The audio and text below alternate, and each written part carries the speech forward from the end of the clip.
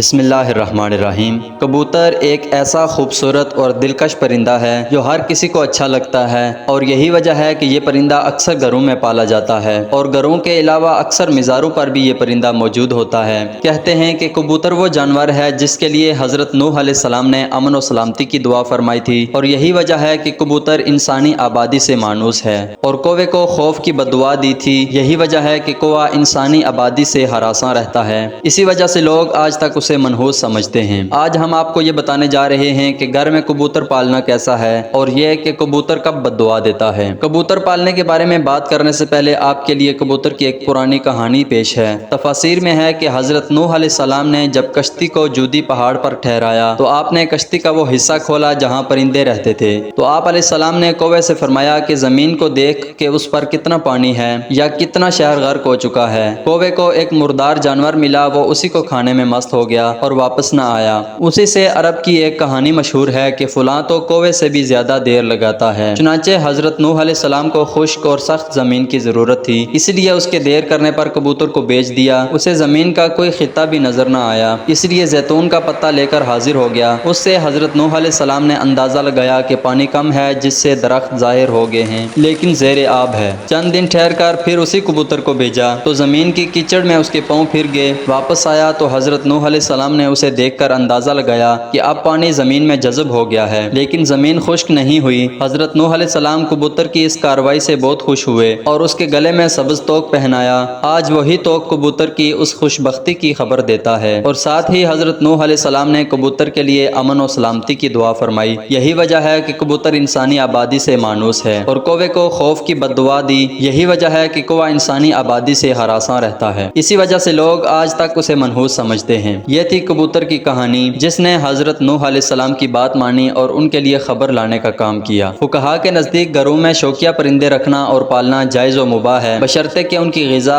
اور سردی گرمی اور بارش سے حفاظت کا انتظام کیا جائے، اور جب اہل خانہ کہیں باہر جائیں تو ان کی غذا اور دیکھ بھال کا مناسب نظم کر کے جائیں۔ سیدنا انس رضی اللہ تعالیٰ عنہ کے چھوٹے بھائی نے ایک پرندہ پال رکھا تھا۔ جب رسول اللہ صلی اللہ علیہ وسلم ان کے ہاں تشریف لاتے تو اسے کہتے کہ اے ابو عمیر، پرندے نے کیا کھایا؟ یہ حدیث اس بات کی دلیل ہے کہ آپ صلی اللہ علیہ وسلم نے پرندے رکھنے سے منع نہیں فرمایا۔ اگر گھر میں پرندہ پالنا منع ہوتا تو آپ صلی اللہ علیہ وسلم ضرور انس کے بھائی کو اس بات سے منع فرماتے۔ اسی روایت کی بنیاد پر یہ کہا جاتا ہے کہ گھر میں پرندوں کا پالنا جائز ہے، لیکن جیسا کہ پہلے بھی ذکر ہوا ہے کہ ان کے پالنے کے لیے ضروری ہے کہ پرندوں کی ہر ضرورت کو پورا کیا جائے تاکہ پرندوں کو کسی قسم کی کوئی تکلیف نہ پہنچے۔ چنانچہ کبوتر بھی ایک پرندہ ہی ہے، اس لیے کبوتر کا گھر میں پالنا درست ہے۔ یاد رہے کہ پرندوں کو ستانے کے بارے میں ممانعت ہے، جیسا کہ ابو داؤد میں حضرت عبداللہ بن مسعود کی روایت کردہ ایک حدیث میں کبوتر کا ذکر ہے، جس میں کبوتر اللہ کے رسول صلی اللہ علیہ وسلم کے سر مبارک پر منڈلا رہا تھا اور اپنی زبان میں شکایت کر رہا تھا کہ کسی نے اس کے گھونسلے سے انڈے اٹھا لیے ہیں۔ حضور صلی اللہ تعالی علیہ وسلم نے صحابہ میں اعلان کیا، اور ایک صحابی نے انڈے اٹھانا قبول کیا تو انہیں حکم دیا گیا کہ وہ گھونسلے میں انڈے واپس رکھ دیں۔ تو اس روایت سے معلوم ہوا کہ پرندوں کو ستانا ناجائز ہے، اور پرندوں کو ستانے سے اس لیے روکا گیا ہے کہ پرندوں کی بددعا لگنے کا احتمال ہے، اور چونکہ کبوتر بھی ان پرندوں میں شامل ہے جو کہ انبیاء کرام کا پسندیدہ رہا ہے، اس لیے اگر کبوتر کو ستایا جائے گا